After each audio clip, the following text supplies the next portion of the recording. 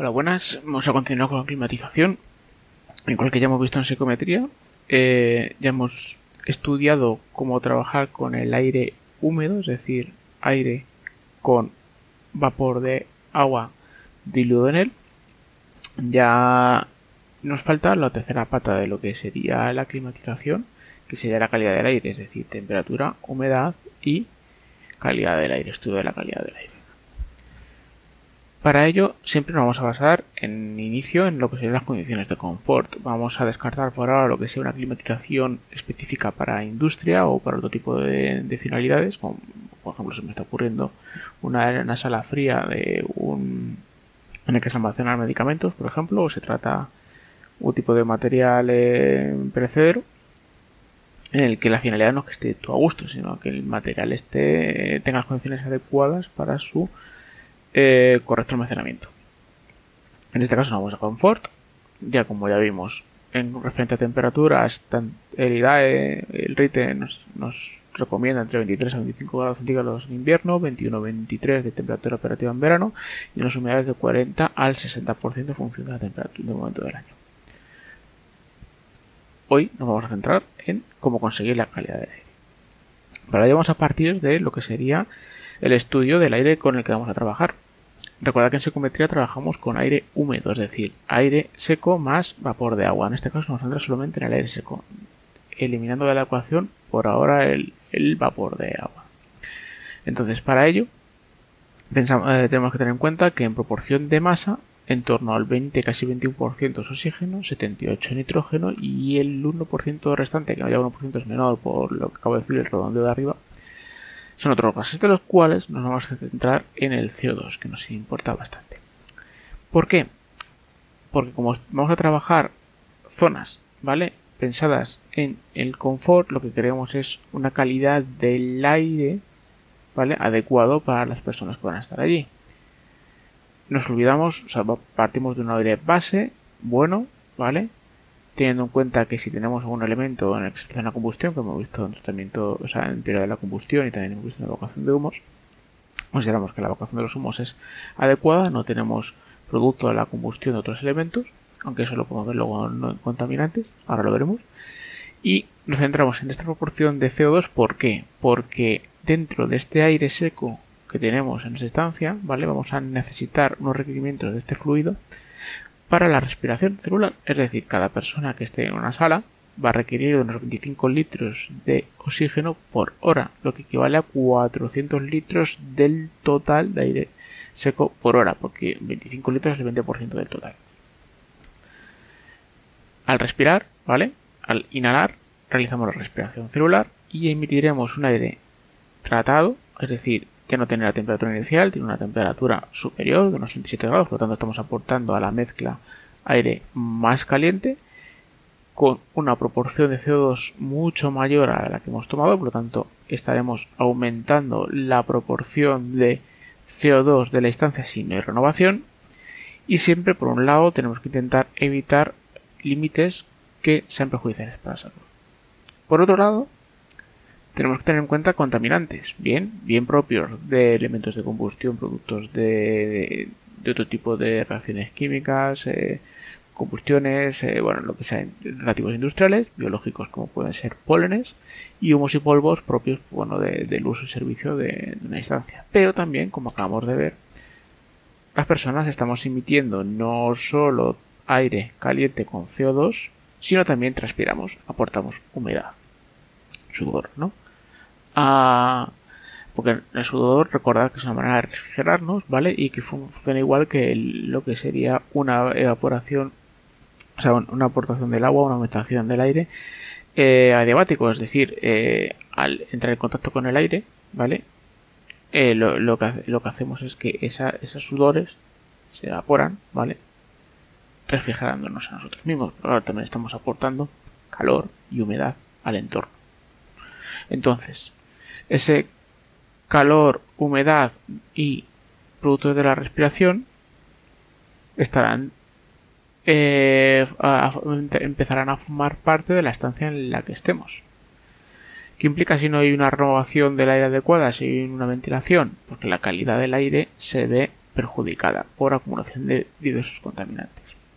Si la renovación del aire no hay una buena ventilación y la calidad del aire empeora, pues lo que ocurrirá es que pueden generar una serie de síntomas como dolor de cabeza, enfermedades respiratorias, malestar físico o picor de ojos. Esto es importante, pero cuando se empezaron a hacer edificios de climatización centralizada, especialmente con la finalidad de eliminar calor en la estancia en verano, o sea, es decir, reducir la temperatura, se obvió en cierta manera lo que sería la renovación del aire, produciendo lo que en otros términos pues llamamos como síndrome del edificio enfermo. Si esos síntomas que hemos visto ahora solo ocurren en el edificio y al salir se nos va, lo que seguramente tengamos es una mala calidad del aire derivada de una mala ventilación o de una mala ventilación o renovación del aire del edificio.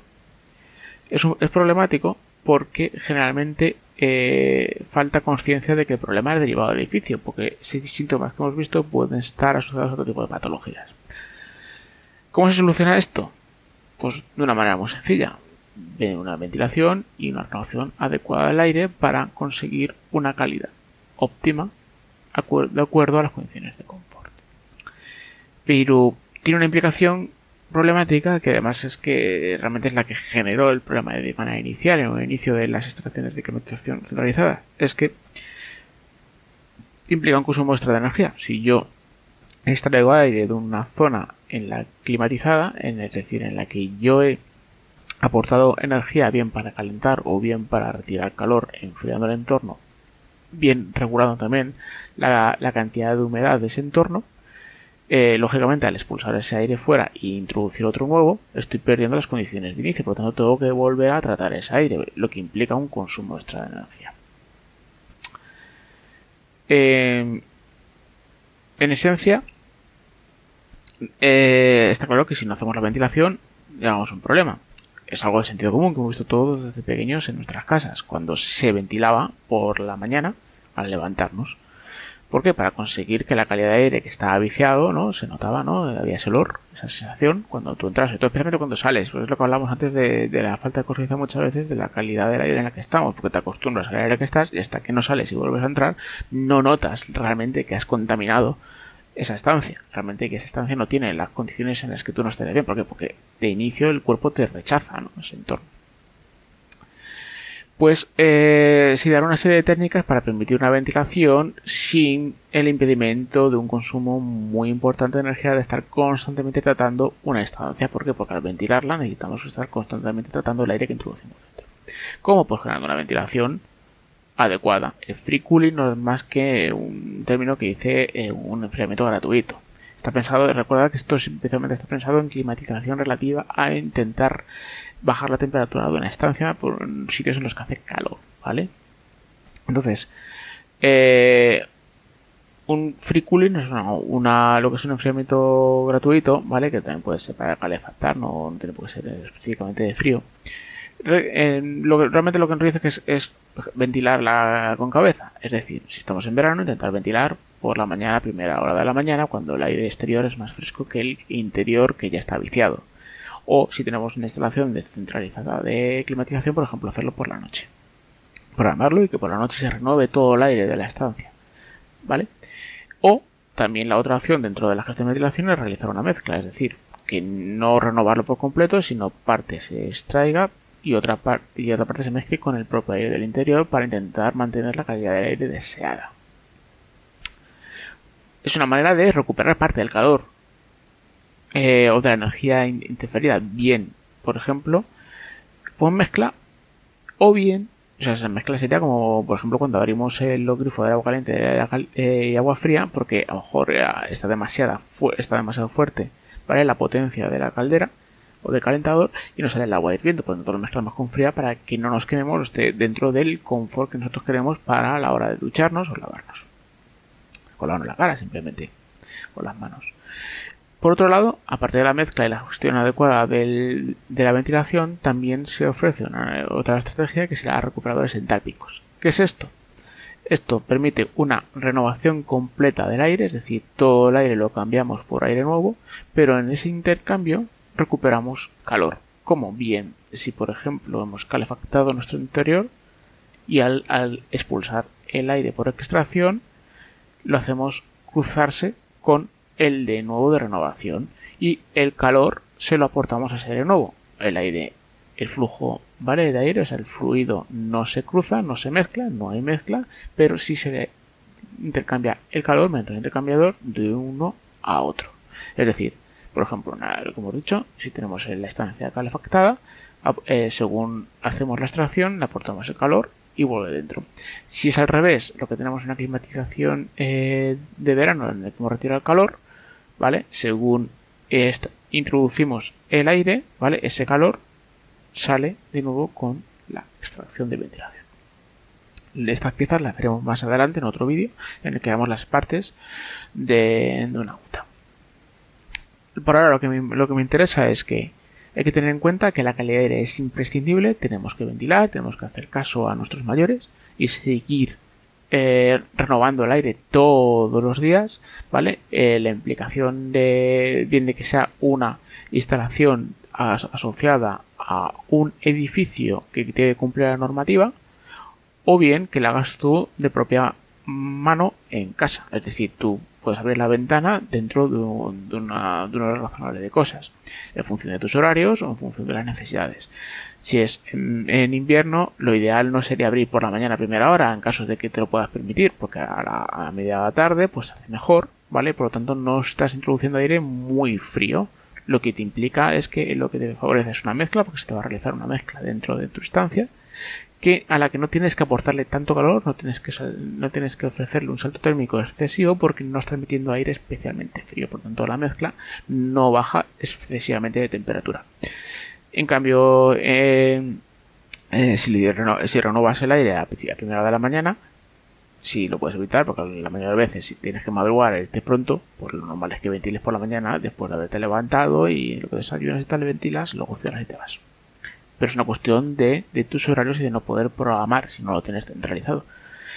En verano será al revés, lo ideal es levantarse prontito, ventilar, aprovechar ese aire fresco de por la mañana para rebajar la temperatura de tu estancia y además aprovechar a ventilar. De esa manera luego no tienes por qué aportar tanta energía para retirar calor de tu estancia mediante la climatización, mediante el aire acondicionado. Por ejemplo, dentro de una casa.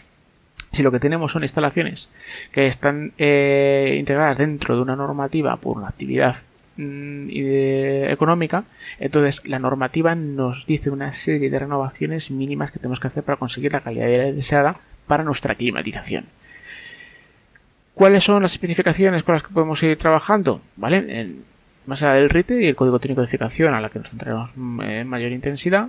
Por un lado tenemos lo que sean renovaciones, es decir, una extracción completa del aire, es decir, de nuestra estancia, para que esté en un ambiente cómodo, no el verde enfermizo que teníamos antes. Necesitamos renovar todo el aire de toda la estancia X veces a la hora.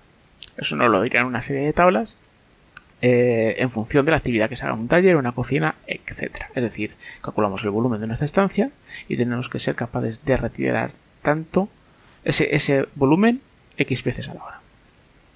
Por lo tanto tenemos el método OLF, ¿vale? El nombre es del apellido de la persona que realizó este estudio y se centra, en este caso eso en renovaciones completas, en este caso se centra en función de la percepción del olor corporal, es decir, la percepción de contaminación corporal, ¿vale? Relativa a la actividad que está realizando la gente que está en su interior. Un OLF equivale a 10 litros por segundo de renovación que debe conseguir.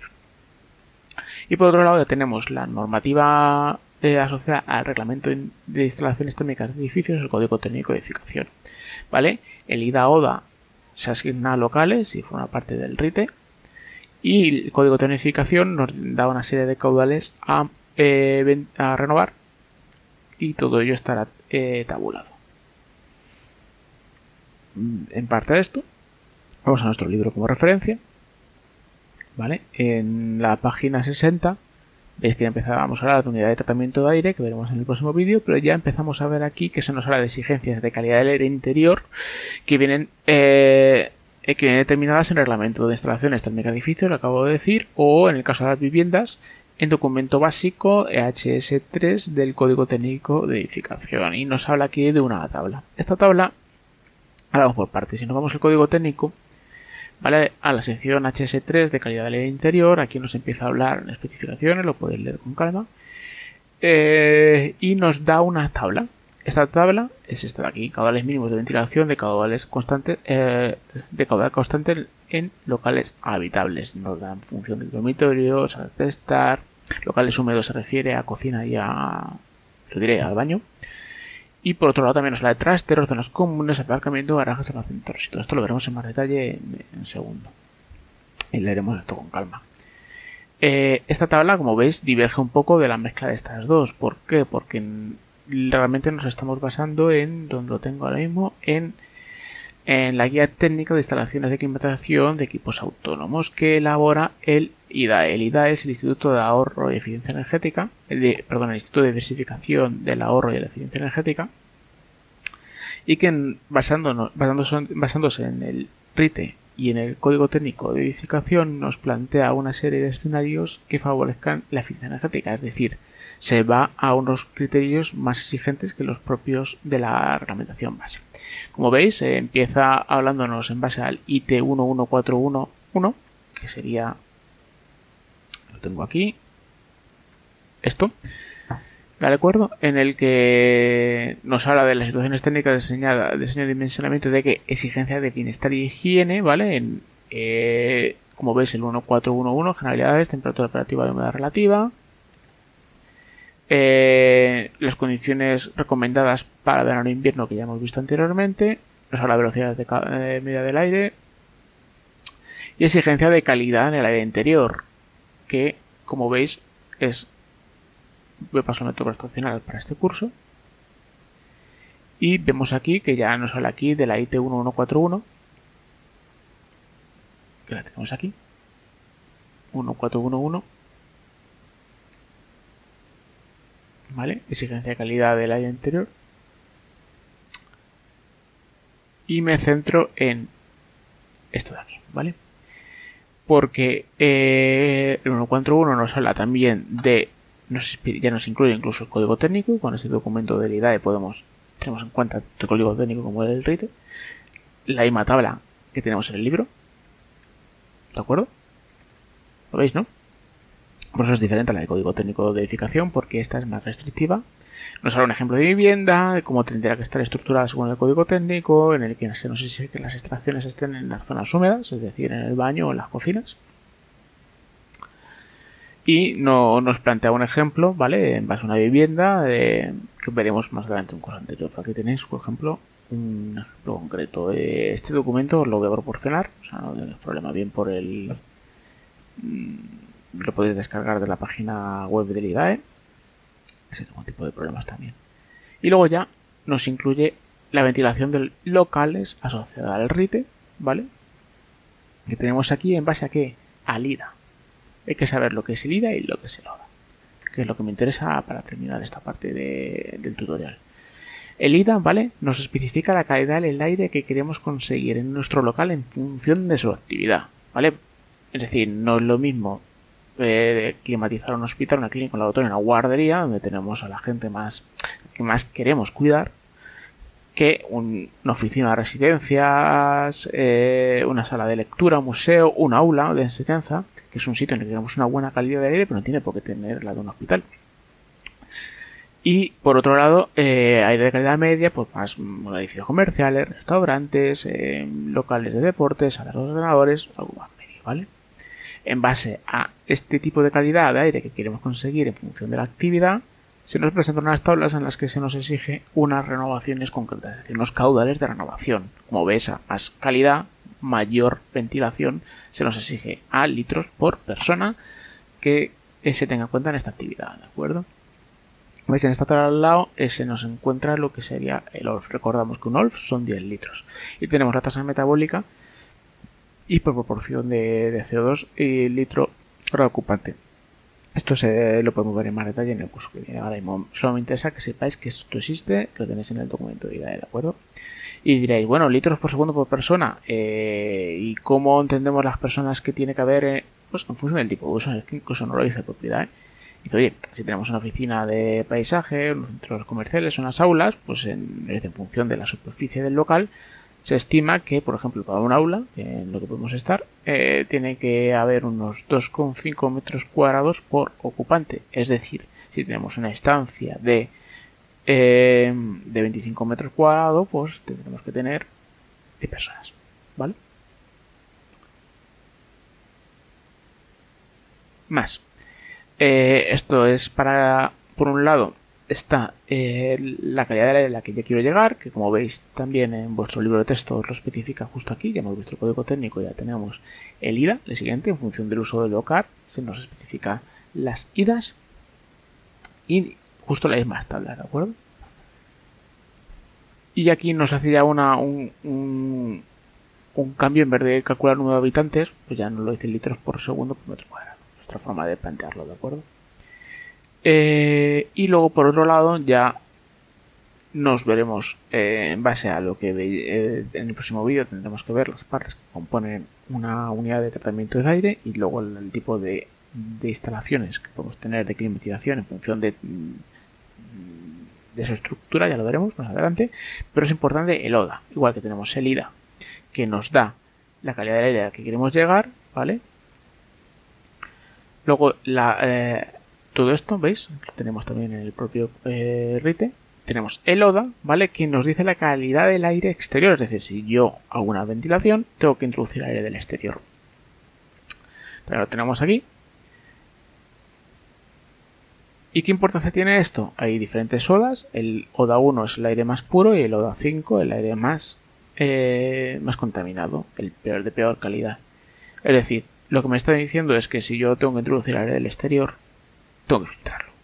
Y en función de la calidad del exterior, tendré que poner una serie de filtros con también diferente.